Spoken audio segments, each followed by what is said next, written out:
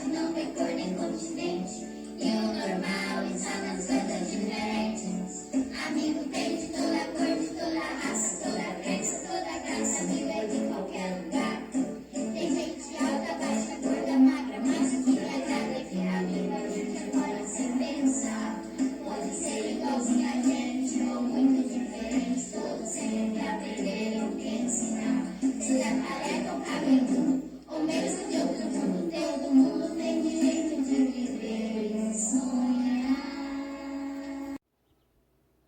Olá, crianças e famílias, tudo bem?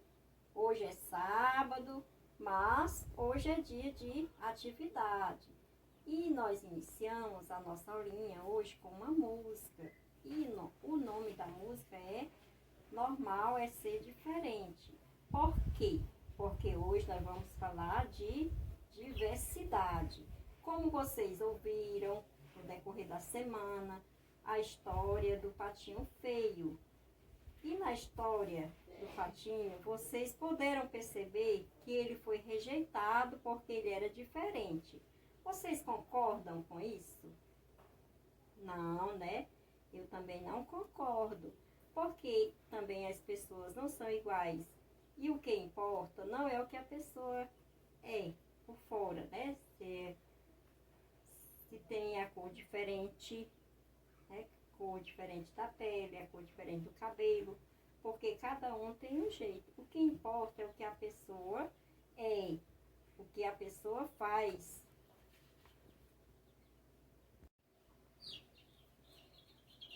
Poema Diversidade, de Tatiana Belém.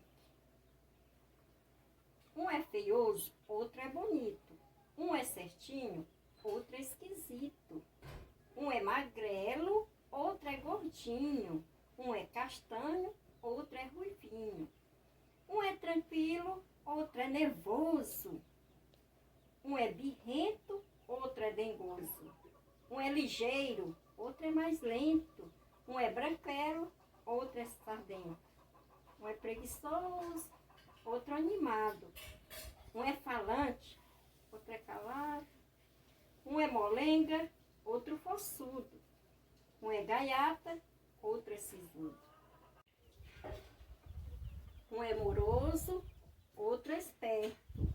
Um é fechado, outro é aberto. Um é carrancudo, outro tristonho. Um é divertido, outro é enfadonho. Um é enfesado, outro é pacato. Um é briguento, outro é cordato.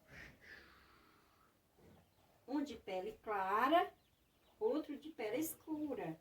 Um fala brando, outro fala duro. Um olho redondo, outro olho puxado. Nariz pontudo ou nariz arrebitado.